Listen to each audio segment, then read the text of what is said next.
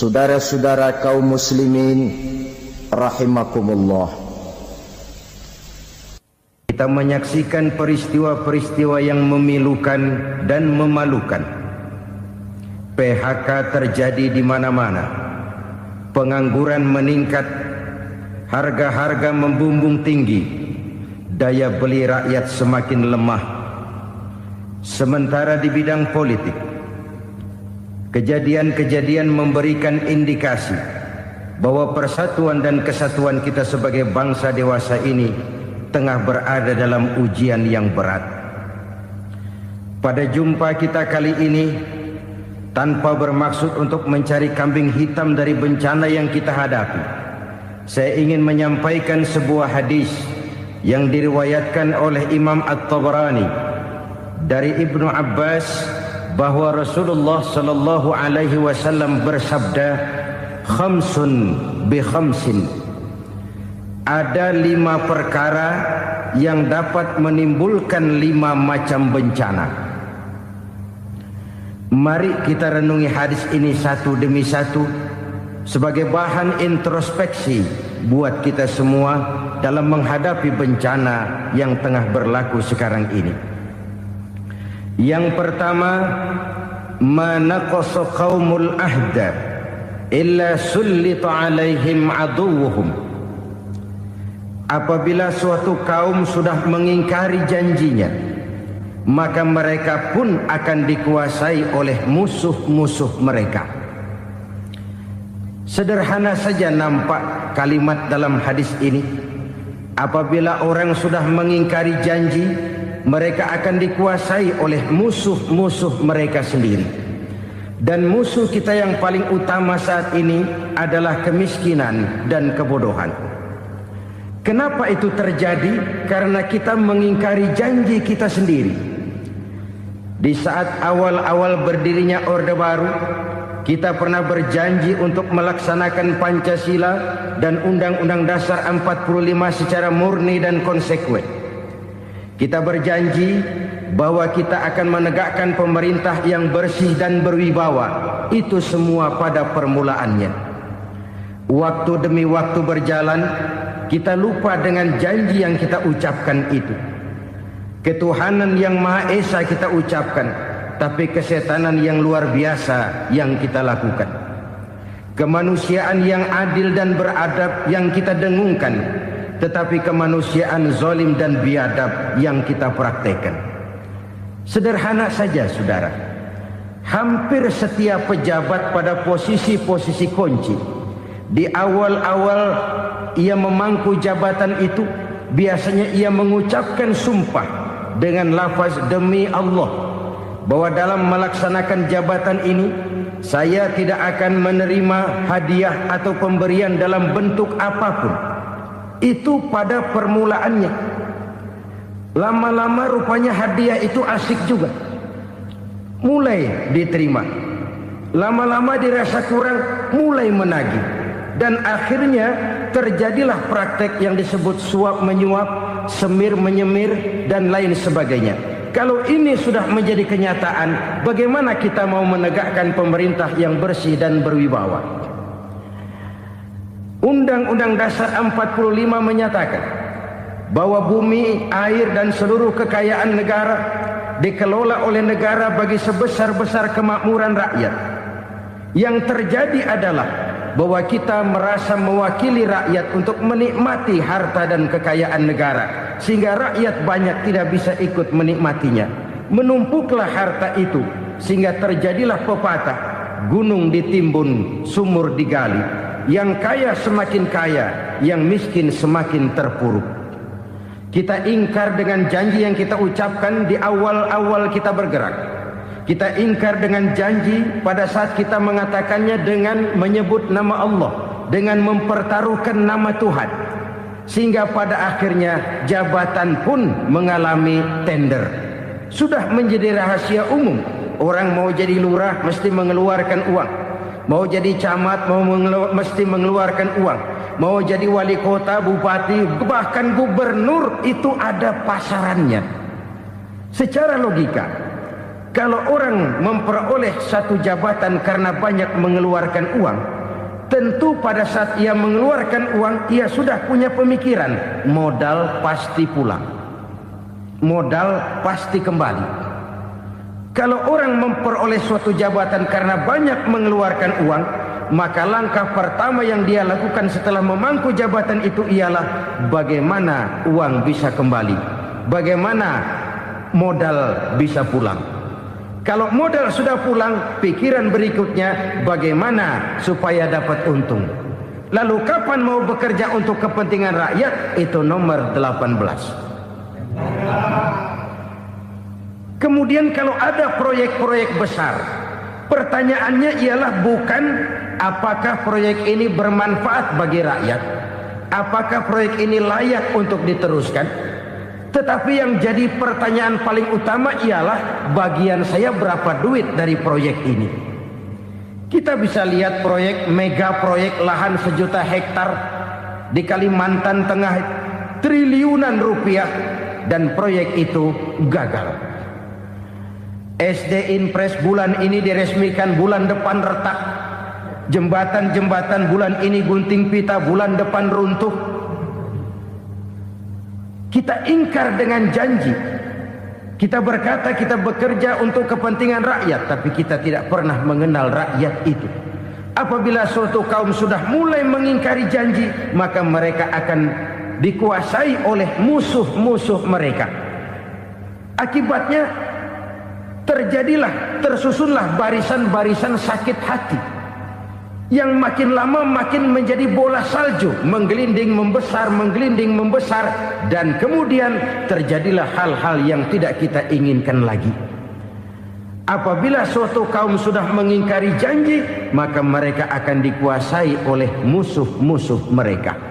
Ini penyebab bencana yang pertama. Kita tidak konsekuen. Tadinya kita dengan lantang teriak-teriak berantas korupsi, ganyang korupsi. Pada waktu kita belum mendapat kesempatan. Setelah kita naik punya kesempatan, rupanya korupsi enak juga dirasa.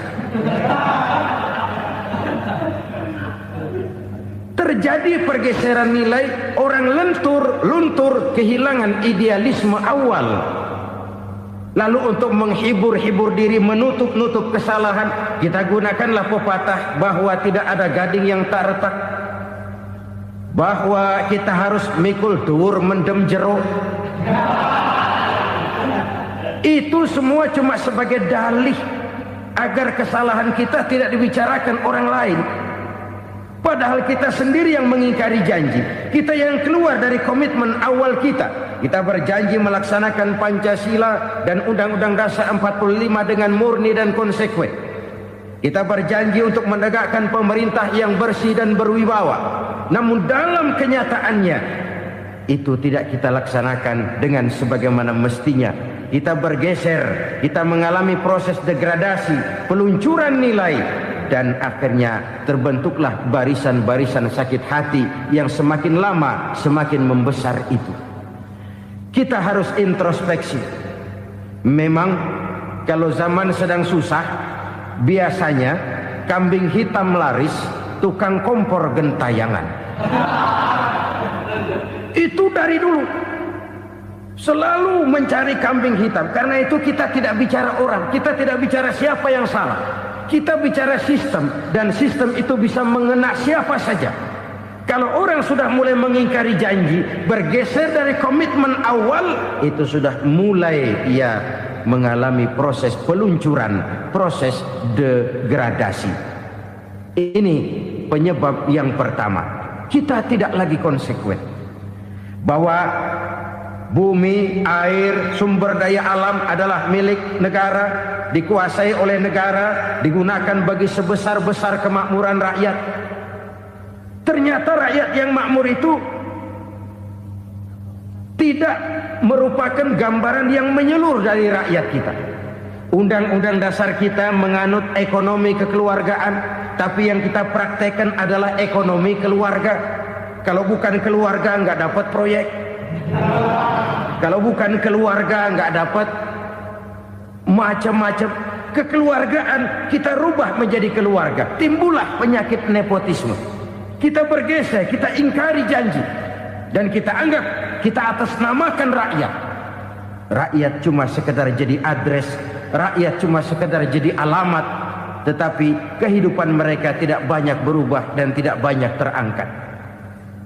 Kaum muslimin rahimakumullah, ini penyakit yang pertama, penyebab bencana yang pertama. Yang kedua kata Nabi, wa ma hakamu bighairi ma anzalallah, apabila hukum yang diterapkan sudah tidak lagi bersumber dari hukum Allah, illa fasha fihimul faqru, maka akan bertebaranlah kemiskinan di mana-mana. Ini artinya apa? Apabila hukum tinggal sebuah stempel, apabila hukum sudah diatur menurut kepentingan, apabila hukum sudah tidak lagi ditegakkan secara adil, maka kemiskinan merambah di mana-mana. Hukum diatur menurut selera orang yang sedang berkuasa, maka yang benar bisa jadi salah, yang salah bisa jadi benar. Hukum dalam kenyataan hidup berlaku seperti pisau. Pisau itu kan saudara lihat, yang namanya pisau dimanapun itu tajamnya ke bawah, ke atas tumpul. Kalau hukum itu, kalau untuk rakyat, hukum itu tajam bukan main, cepat sekali dilaksanakan. Tapi giliran menengah ke atas, yang gedean dikit berbuat salah, hukum tumpul. Hukum pura-pura tidak dengar, akibatnya terluka rasa keadilan rakyat. Satu kasus rakyat diam, dua kasus rakyat diam, tiga kasus rakyat diam, kasus terakumulasi di hati rakyat, luka rasa keadilan, dan itu menjadi sumber bencana. Penjarahan, kita tidak setuju itu, tapi kita harus melihat kausalnya. Itu kan tidak berdiri sendiri, itu kan karena terlukanya rasa keadilan rakyat, melihat kesempatan ini tidak merata. Kalau rakyat ini yang ngajukan kredit ke bank, walaupun jumlahnya cuma jutaan, ratusan ribu, susahnya 17 setan. Tapi ada orang-orang tertentu yang agunannya palsu, jaminannya palsu, bawa kata belece, bukan cuma miliaran, triliunan kredit bisa keluar. Terluka rasa keadilan, hilangnya kesempatan. Rakyat cuma dapat kesempitan, jarang dapat kesempatan. Dari lukanya rasa keadilan ini, memang ya entah lipstik, entah basa-basi, dibentuklah tim ini, dibentuklah badan pengawas ini, dibentuklah tim ini. Kalau membentur tahu, hancur tahu. Tapi kalau tim yang dibentuk membentur karang, bukan karangnya yang hancur biasanya, timnya yang bubar. Kenapa? Yang dibentur batu karang yang sangat keras. Kita main-main dengan hukum, kita tidak konsekuen dengan hukum, luka rasa keadilan, dan itu terakumulasi. Edi Tamsil, rakyat tahu, terakumulasi, menguap begitu saja. Kasus-kasus lain rakyat tahu, menguap begitu saja. Ketidakadilan terakumulasi, mengendap di hati rakyat, menunggu ledakan. Pada saat sumbu meledak, rakyat tidak bisa dibendung lagi. Oke, kita tidak setuju dengan penjarahan, tapi jangan melihat itu sebagai peristiwa yang berdiri sendiri. Kenapa itu terjadi? Kausalnya kenapa? Oke, kita tidak setuju memang, tapi yang dijarah oleh rakyat kan memang cuma untuk perut. Yang dijarahkan beras, yang dijarahkan televisi, yang dijarahkan kulkas yang masih bisa dihitung, yang memang real untuk kebutuhan rakyat. Penjara berdasi kepala botak yang menguras uang rakyat habis-habisan, enak saja melenggang dalam kehidupan ini. Makin terluka rasa keadilan rakyat. Apabila hukum yang diterapkan sudah menyimpang dari keadilan yang diajarkan Allah, fasyafihimul fakru, bertebaranlah kemiskinan. Aneh, memalukan, memilukan. Sebuah negara agraris yang katanya pulaunya hijau royo-royo, gemari palau jenawi toto tentem kertora harjo, yang tahun 93 pernah mendapat penghargaan dari FAO, Badan Pangan Sedunia, sebagai negara yang berhasil dalam swasembada pangan. Sekarang ini kita terpaksa betul beli beras dari Vietnam, beli beras ke Kamboja, beli kedelai dari Kamboja. Kenapa? Lahan sawah kita habis ditanami pabrik. Teknologi kita, teknologi loncatan yang non-applied, tidak terpakai oleh kita. Lantas lahan yang tidak bisa kita tanami, kita paksakan lahan-lahan gambut menjadi tanah pertanian yang subur dengan biaya triliunan, dan kita gagal. Kita cari jarum dan kapak hilang. Kita mau jadi negara industri dengan loncatan teknologi yang maju, kita lupakan pola pijak kita sebagai negara agraris, dan akhirnya kita kecolongan. Lihatlah dewasa ini, rakyat kita antri sembako di mana-mana. Di sebuah negara agraris, ketidakadilan melahirkan kemiskinan, kemiskinan moral dan kemiskinan material. Kemiskinan moral, rakyat nggak percaya lagi sama pejabat. Rakyat mengalami krisis figur. Orang alah lu ngomong dah sama ember.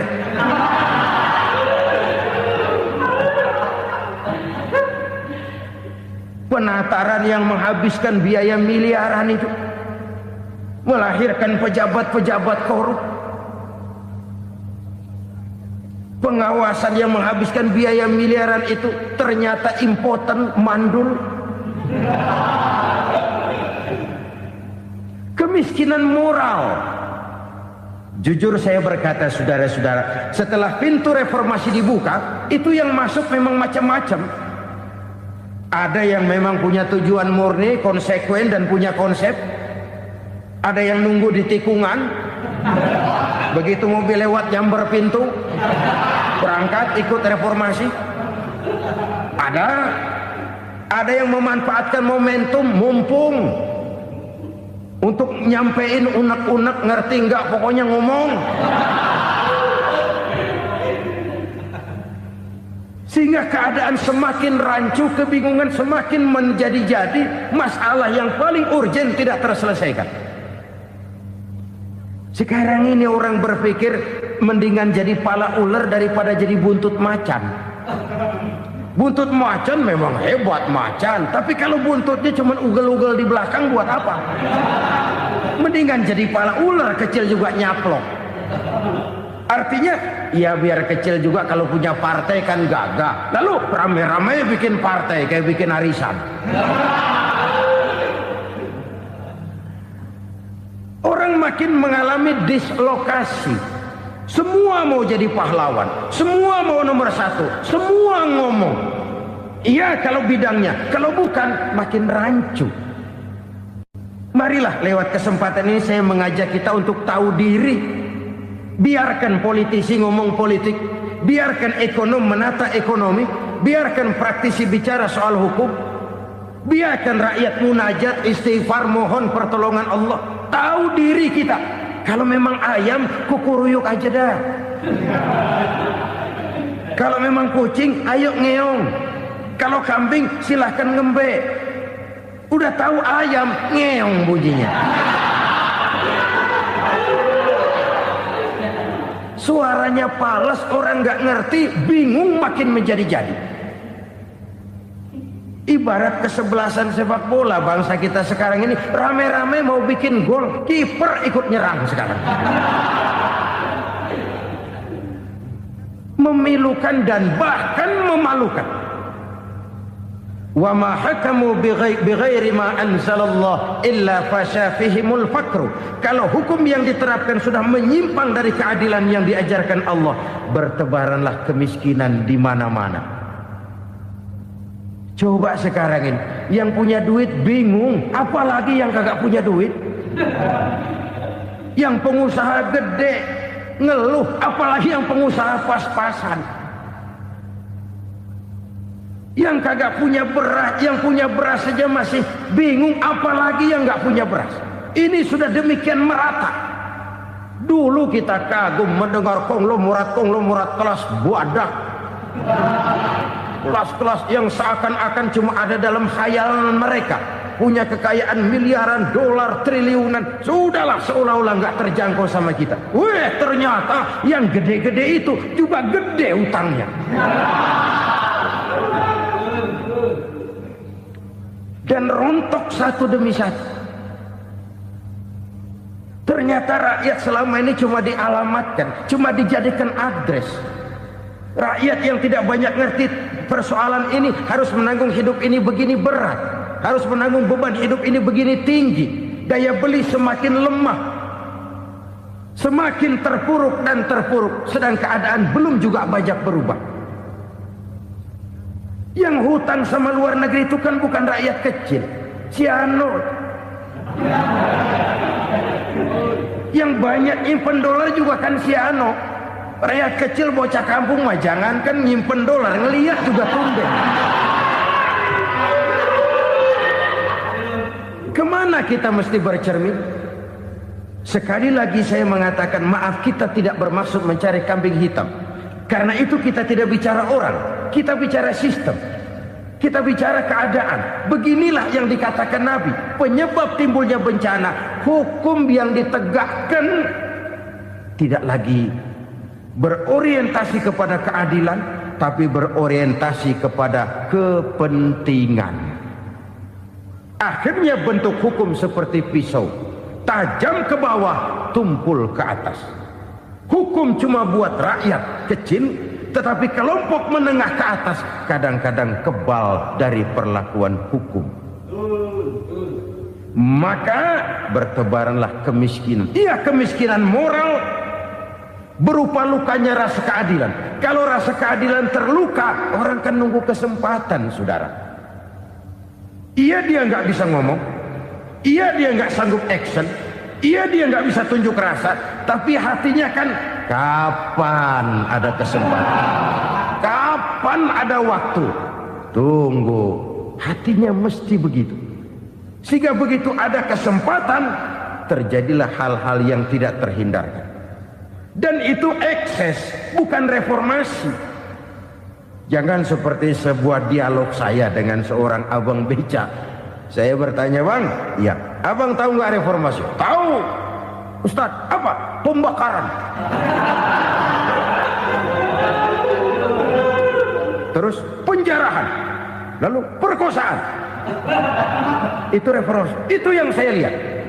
Nah, itu yang dia lihat. Saya tentu tidak menyalahkan abang beca kita, karena memang itu yang dia lihat dan sejauh itu wawasannya. Tapi ini indikasi bahwa banyak rakyat kita yang belum bisa menggunakan kebebasan secara bertanggung jawab. Padahal kebebasan tanpa tanggung jawab tirani. Sebuah contoh gampang-gampangan. Saya beli radio, saya setel di kamar saya, lalu saya bilang, ini radio gue. Yang beli gue, pakai duit gue setel di kamar gue, sekeras-kerasnya, gak ada urusan sama orang lain. Itu kata saya. Tetapi tetangga saya sebelah rumah kan boleh juga ngomong begitu. Kata tetangga saya, ini mata gue, yang ngantuk gue tidur di kamar gue. Kenapa suara radio lu nyampe kemari? Artinya apa ini? Kebebasan saya nyetel radio dibatasi oleh kebebasan tetangga saya yang mau tidur. Tidak ada kebebasan mutlak. Kebebasan mutlak tanpa tanggung jawab kembali akan melahirkan tirani, kembali akan melahirkan pemaksaan kehendak. Dan itu lagi-lagi bukan demokrasi. Saudara-saudara kaum muslimin rahimakumullah. Ini penyakit yang kedua, lukanya rasa keadilan, terutama di kalangan rakyat kecil. Itu mengendap menjadi akumulasi dan menunggu giliran kapan bisa dimuntahkan. Dengan kata lain, rakyatnya udah banyak banget makan yang perutnya jadi enak, nyelam. Kapan nunggu muntahnya? Udah begini banyak akumulasi yang mereka pendam di perut ini, sehingga ketika terjadi kesempatan itu sudah tidak terkendalikan lagi, kita out of control. Saya tidak mentolerir sikap-sikap kekerasan, bahkan saya lebih cenderung bahwa kalau di rumah kita banyak tikusnya, tikusnya saja racuni, jangan rumah dibakar. Bahwa ada korupsi, ya, ada kolusi, memang ada nepotisme, tentu. Tetapi tikusnya saja racuni, jangan rumah dibakar. Masa mau ngusir tikus bakar rumah? Tikusnya lari, tikusnya selamat, rumahnya ewes-ewes.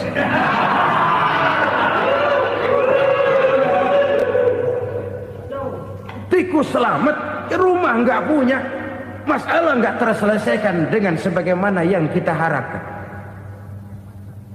Kita sepakat ini negara hukum, dan di hadapan hukum semua manusia itu sama. Itu prinsip yang diajarkan Allah. Al-musawat bainan nas fi takalifil ahkam. Semua manusia sama dalam berhadapan dengan hukum Allah Subhanahu wa taala.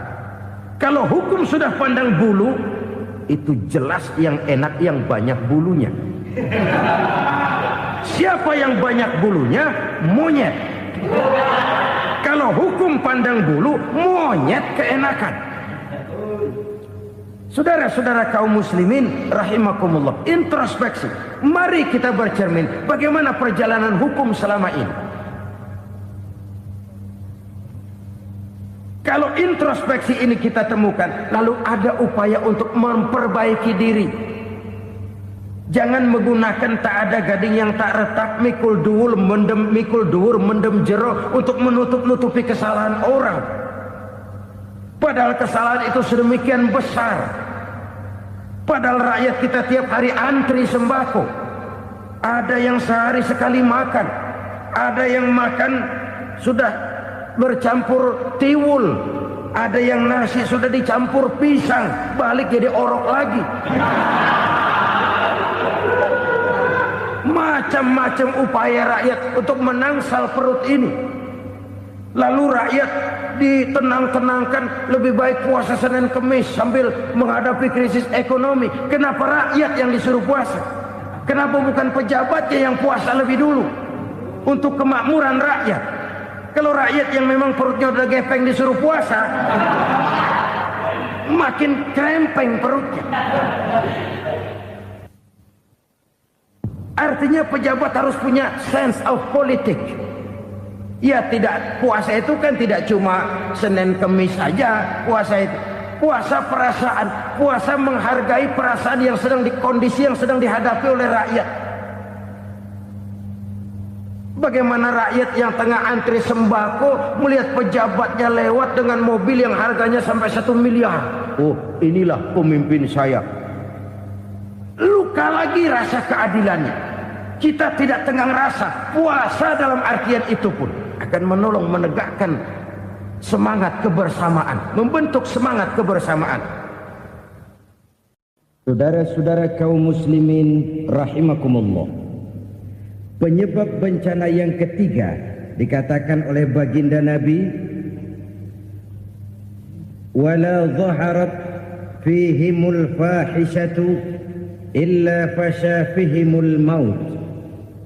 Apabila kekejian telah merajalela, maka maut bertebaran di mana-mana. Kita renungi butir kalimat dalam hadis ini. Apabila kekejian telah merajalela, maut bertebaran di mana-mana. Begitu murah arti sebuah kehidupan. Penjarahan untuk hal-hal yang kecil tapi sampai mengorbankan nyawa. Apabila kekejian sudah terjadi di mana-mana, maut pun bertebaran. Maut dalam arti berpisah ruh dengan jasad, tapi juga maut dalam arti orang bisa mati karirnya, orang bisa mati usahanya, orang bisa mati kesempatannya karena perbuatan-perbuatan keji yang selama ini tidak terbendung. Lahirlah teori mafia. Siapa yang kuat dia yang berkuasa, siapa yang lemah dia menjadi mangsa.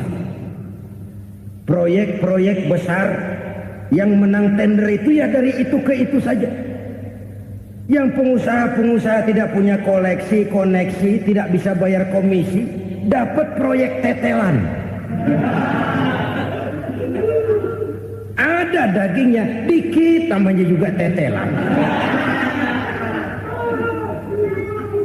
Dagingnya sudah habis disantap oleh meja.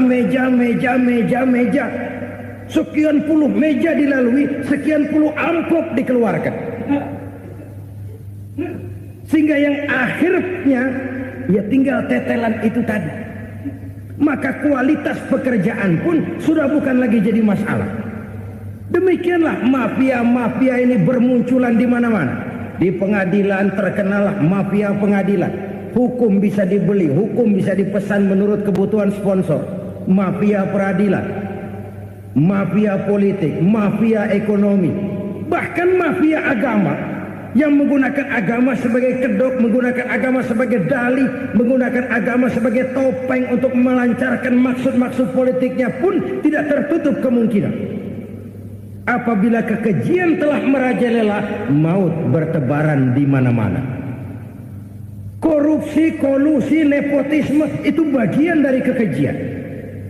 Kita selama ini kalau mendengar maksiat, itu yang terbayang cuma judi, mabuk, zina. Iya itu maksiat. Tapi korupsi, kolusi, nepotisme itu juga maksiat dalam bentuk lain.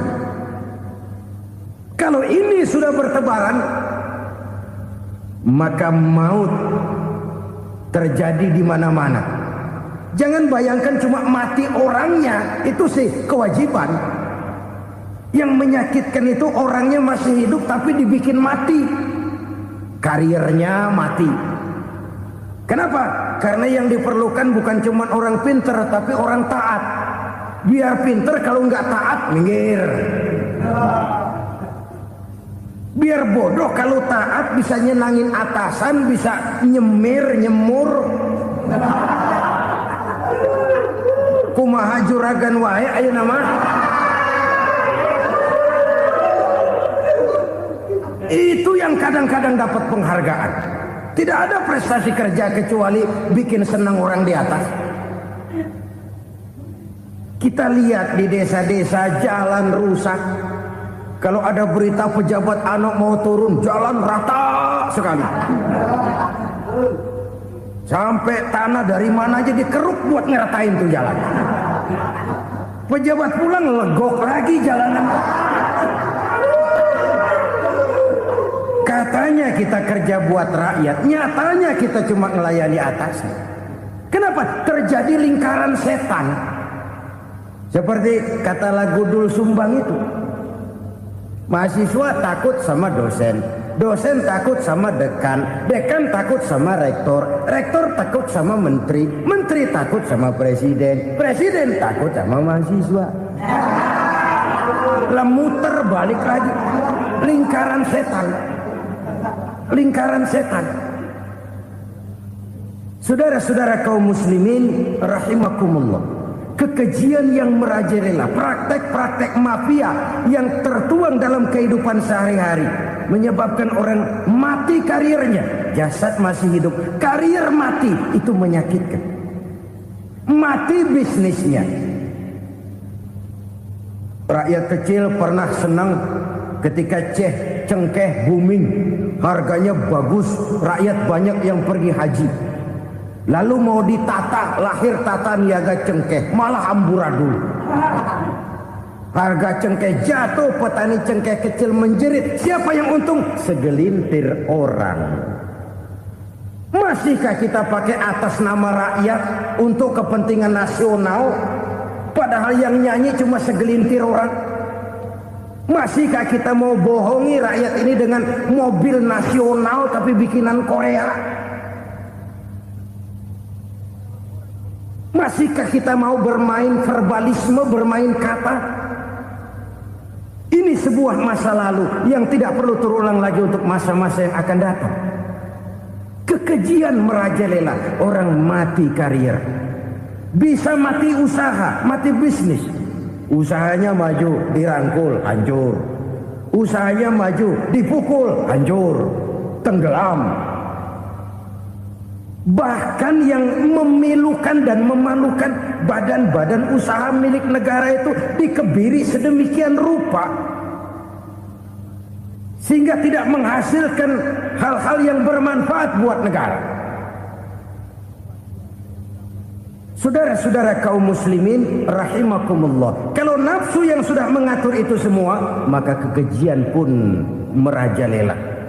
Orang sudah pakai teori mafia, yang kuat dia yang menang, yang kuat dia yang berkuasa, yang lemah silakan minggir di sudut-sudut kehidupan. Kalau kekejian seperti ini merajalela, maut bertebaran di mana-mana. Banyak orang mati karirnya, banyak orang mati usahanya, banyak orang mati imajinasinya. Sekarang ini dalam dunia seni, yang banyak karyawan seni, bukan seniman. Seniman itu kan dilahirkan. Lain seniman, lain karyawan seni. Sekarang yang banyak karyawan seni, bukan seniman. Mati karir, mati imajinasi, mati improvisasi. Sehingga kehidupan persis sinetron. Sinetron itu yang kita lihat rumah mewah, yang kita lihat rumah bagus. Gak pernah kita lihat di sinetron kita ini rakyat antri sembako. Kita dijejali hal-hal yang indah, yang wah, yang membuat kita tenggelam dalam gaya hidup instan, tenggelam dalam gaya hidup wah. Kita lupa dengan realitas keseharian di tengah-tengah masyarakat kita. Lahirlah kelompok-kelompok selebritis, dibesarkan oleh berbagai media. Selebritis pilek aja masuk koran, pilek.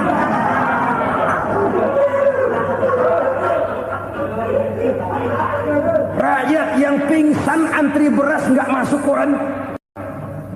Rakyat yang semaput antri minyak gak masuk koran. Selebritis panok masuk koran.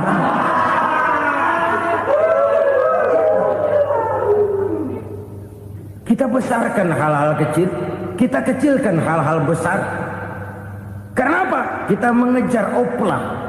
Kita profit oriented, tidak lagi berorientasi kepada realitas hidup yang kita hadapi ini. Kalau kekejian sudah merajalela, kata Nabi, maka maut bertebaran di mana-mana. Maut dalam artian maut, coba lihat sekarang begitu murah nyawa. Karena 1000 perak orang mau nusuk bunuh. Karena beras seliter orang khilaf, begitu murah kehidupan. Tapi kekejian dalam bentuk korupsi, kolusi, nepotisme, kekejian dalam bentuk itu mematikan karier, mematikan bisnis, mematikan imajinasi, mematikan kreativitas. Itu juga maut dalam bentuk lain akibat kekejaman lain.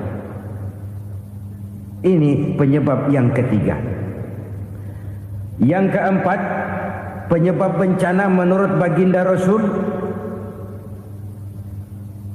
wala tukhfiful mikyala illa muni'un nabat. Apabila timbangan sudah dicurangi, maka tercegahlah tumbuh-tumbuhan. Apabila timbangan sudah mulai curang, maka terjadilah musim paceklik. Apabila bisnis sudah bergaya mafia tadi itu, kecurangan-kecurangan terjadi, tender di balik pintu, yang dimenangkan cuma kelompok-kelompok yang bisa memberikan presentasi yang besar, muni'un nabat, terjadilah paceklik. Paceklik, panen gagal, wereng, ya wereng, kemarau panjang, it's okay, air sulit, iya. Tetapi kan semua itu ada yang ngatur. Kemarau ada yang ngatur, belalang itu ada yang ngatur, air itu juga ada yang ngatur. Yang ngatur itu yang serba maha. Kalau ia murka melihat kecurangan timbangan, Allah itu kalau murka kan gampang saja, tinggal komandoin balang, lang, hancurin tuh sawah. Konvoy belalang, konvoy. Allah tinggal ngutik angin El Nino. Mampir lo ke Indonesia, hujan nggak turun-turun, kemarau panjang. Jadi kalau musim kemarau kan namanya anginnya El Nino. Kalau musim hujan anginnya namanya La Nina. Cakep namanya, kejem orangnya. Saudara lihat Cina sekarang sedang kena La Nina, banjir besar, ribuan orang meninggal. Dia mah ribuan mati kagak berasa, rakyatnya miliaran. Bangladesh lagi ngalami La Nina, India lagi ngalami La Nina. Angin, hujan, kemarau, belalang, itu kan ada yang ngendaliin. Kuncinya bukan di belalangnya, kuncinya bukan di peredaran matahari berputar, kuncinya di atas yang mengatur semua itu.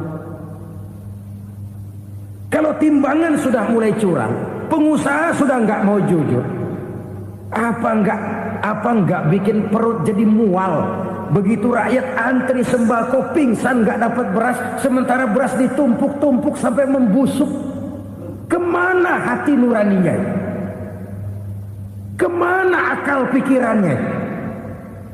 Kemana mereka yang berbuat atas nama rakyat tapi melihat rakyat susah tidak tergerak hatinya? Apabila timbangan sudah mulai dicurangi, bisnis sudah mulai melenceng, maka terjadilah paceklik. Sebuah negara yang berhasil dalam swasembada pangan, lalu sekarang menjadi negara yang rakyatnya antri untuk memperoleh kebutuhan pangan. Saudara-saudara kaum muslimin rahimakumullah, ini intinya adalah kecurangan. Kalau kecurangan sudah terjadi di mana-mana, dan ini milik siapa saja, bukan soal tempat, bukan soal jabatan, soal manusianya, SDM-nya. Kecurangan tidak cuma terjadi di kantor, di masjid bisa terjadi kecurangan. Korupsi tidak hanya bisa terjadi di kantor, di madrasah bisa ada korupsi. Faktor manusianya, ini soal SDM. Kecurangan yang besar tentu besar lagi kerugiannya. Kecurangan yang kecil, kecurangan sehari-hari, pedagang-pedagang kecil ngurangi timbangan, barang yang buruk dikatakan baik, yang baik dikatakan buruk, itu merugikan perorangan. Kecurangan yang besar merugikan bangsa dalam bentuk total, dalam bentuk seutuhnya. Nah, kecurangan-kecurangan seperti ini rakyat kan lihat, rakyat kan tahu, dan itu kembali terakumulasi di sini, pegel. Dan jangan lupa, rakyat yang nggak ngomong itu, rakyat yang nggak bersuara itu, batinnya menjerit, jeritannya menggoncang aras, dan itu didengar Allah. Yadullah fauqal jamaah, kata Nabi. Tangan Tuhan di atas orang banyak. Jeritan hati rakyat menggoncang aras. Rakyat yang terlalu banyak dizolim, rakyat yang terlalu banyak dirugikan, ya rakyat yang terlalu banyak di atas namakan, menjerit batinnya, menggoncang aras, dan Allah bisa menggerakkan apa saja untuk membuat satu situasi. Allah bisa menggerakkan apa saja untuk membuat satu situasi. Saudara-saudara kaum muslimin rahimakumullah, ini faktor yang ketiga, timbulnya kecurangan. Faktor yang keempat maksud saya. Yang kelima, penyebab timbulnya bencana menurut baginda Nabi, wala muni'uz zakat wala muni'uz zakat illa hubbisa anhumul qatr. Apabila zakat enggan dibayar, maka tercegahlah qatrun. Qatrun ini kalau bahasa kita sembako. Maka tercegahlah kebutuhan-kebutuhan yang kita perlukan. Ini, kita tidak meragukan bahwa yang kita tuju adalah masyarakat yang adil dalam kemakmuran dan makmur dalam keadilan. Nah, antara kemakmuran dan keadilan ini memang sering tidak bisa berjalan seiring. Pada saat kemakmuran kita kejar, ekonomi kita pacu, ada nilai-nilai keadilan yang tertinggal. pada saat nilai keadilan kita tegakkan benar-benar, ada unsur-unsur kemakmuran yang terabaikan. Oke, kita bisa mengatakan kasus. Oke, kita bisa mengatakan itu sebagian kecil. Tapi kalau sebagian kecil, lama-lama kan jadi sebagian besar. Oke, kita mengejar kemakmuran. Pertanyaannya, kemakmuran untuk siapa? Oke, kita berikan kelompok tertentu kue yang besar dengan harapan nanti dia bagiin kuenya kepada yang kecil-kecil. Tapi kenyataan, mereka yang dapat kue besar akhirnya malah lupa diri dan lupa daratan. Mau makin besar, malah memeras yang kecil-kecil ini. Sekarang kan yang kecil modali yang besar. Ramai-ramai buka bank, ternyata kamuflase. Uang banknya untuk kredit perusahaannya sendiri. Nasabahnya rakyat kecil. Artinya apa? Rakyat kecil disuruh modalin orang yang udah gede. Ini kan sumber geledek urusan.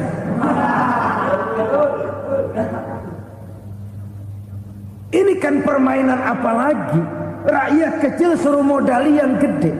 Nasabahnya rakyat kecil, kumpulkan uangnya di bank, kucurkan kredit kepada perusahaannya sendiri. Bukankah itu rakyat kecil suruh modali yang gede? Sudah begitu kejamkah kita untuk meraih keuntungan dengan mengorbankan orang kecil ini? Sudah tidak bicarakah lagi kah nurani kita melihat penderitaan orang yang semakin susah ini?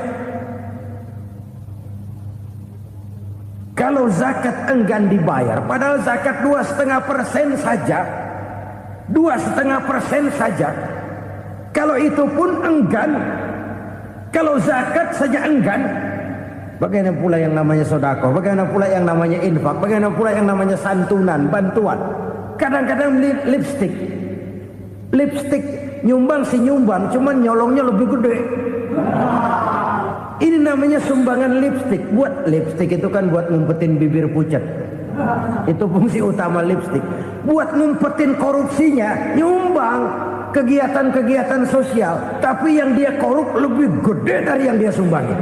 Lipstick kamuflase, nepu kata anak sekarang.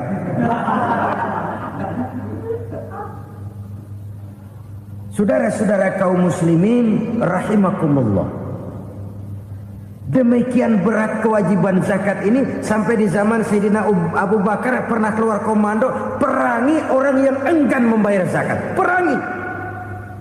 Karena fungsi zakat adalah menjembatani antara si kaya dengan si miskin. Bahwa ada kemiskinan itu Qur'ani. Allah menyatakan, aku melebihkan rezeki sebagian kamu dari yang lain. Ini kan kesenjangan. Allah melebihkan rezeki sebagian kamu dari yang lain. Ada itu. Tetapi itu berjalan secara nature. Nah, kalau direkayasa, yang kaya semakin kaya, yang miskin semakin terpuruk, yang sudah besar dapat proyek besar, yang kecil dapat tetelan. Ini kan rekayasa namanya. Kesenjangan yang direkayasa ini yang kita harus kikis.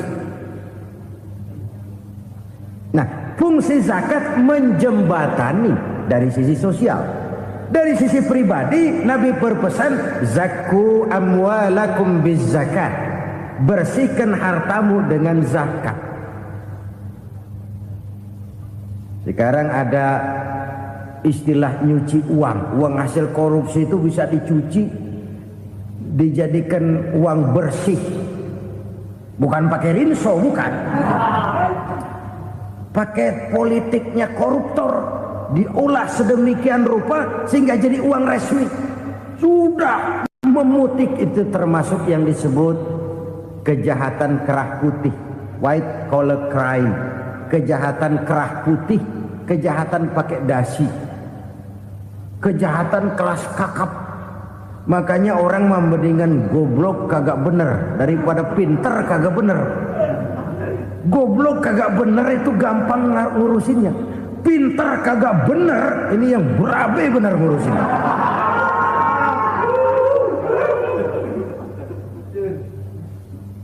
Kita bukan cuma perlu orang pinter kok di zaman sekarang. Kita perlu orang-orang bener yang punya komitmen, yang sesuai kata dan perbuatan, yang bisa merasakan apa yang dirasakan oleh rakyat, yang punya sense of politik yang tinggi, yang peka, yang penuh keterbukaan, yang punya wawasan dan pandangan jauh ke depan.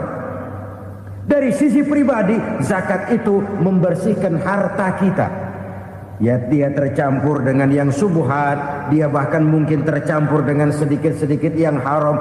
Itu zakku amwalakum bizzakat. Bersihkan hartamu dengan zakat itu. Pada sisi sosial ia menjembatani, pada sisi pribadi ia membersihkan harta kita.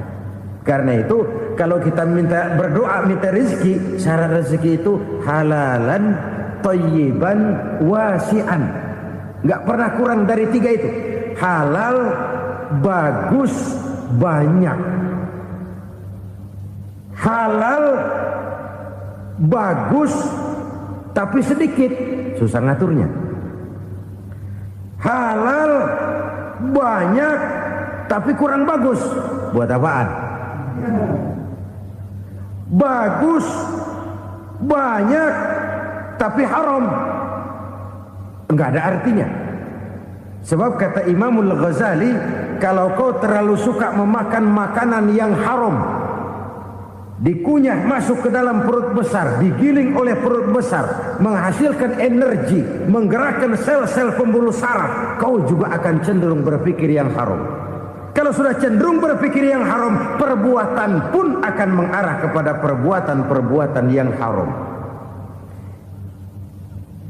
Dulu waktu kelompok Jimbaran 200 konglomerat Indonesia kumpul, dihimbau supaya sekian persen kasih pengusaha lemah. Itu kan cuma sekedar belas kasihan, tidak banyak menolong keadaan. Dan bukan itu yang diperlukan pengusaha-pengusaha kecil. Yang diperlukan adalah berikan kami kesempatan seperti mereka dapat kesempatan. Berikan kami peluang seperti mereka juga dikasih peluang. Kalau cuma dikasih 100 juta, 200 juta hari ini, usaha kami nggak ada prospeknya, peluang kagak ada, kan sama juga bohong. Diceburin ke kali, disuruh berenang, tangan diikat, mendingan mampusin ketahuan. Ayo berenang, berlomba, tangan diikat, kaki diikat, sama saja nyuruh mati. Jadi jangan kasih ikannya, kasih kailnya. Yang diperlukan pengusaha kecil menengah ke bawah itu bukan cuma sekedar belas kasih dari konglomerat besar. Berikan kami peluang seperti mereka juga dapat peluang. Berikan kami kesempatan seperti mereka dapat kesempatan.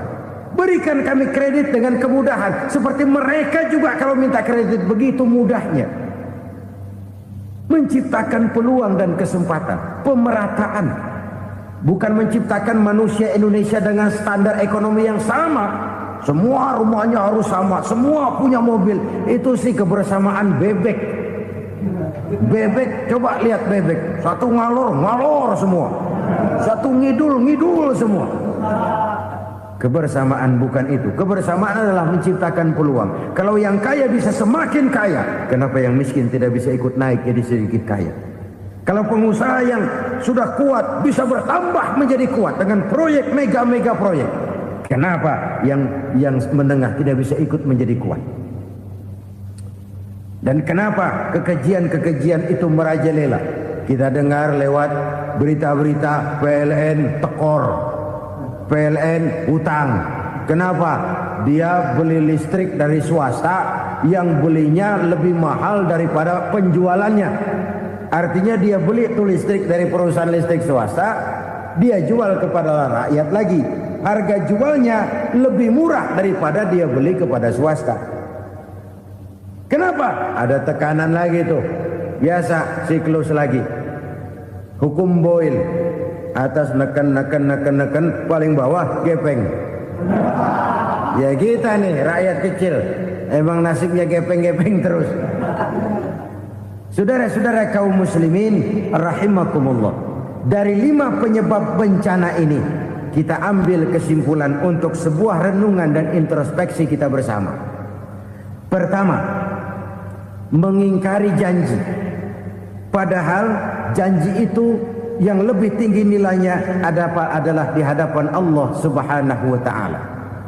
Baik wakil-wakil rakyat di parlemen maupun pemimpin-pemimpin rakyat di dalam kabinet, apabila memangku suatu jabatan, selalu mereka mengawali dengan sumpah, dan sumpah itu dimulai dengan demi Allah.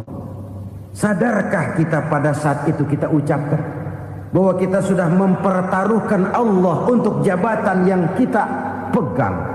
Kita sudah mempertaruhkan nama Allah untuk posisi yang dipercayakan kepada kita.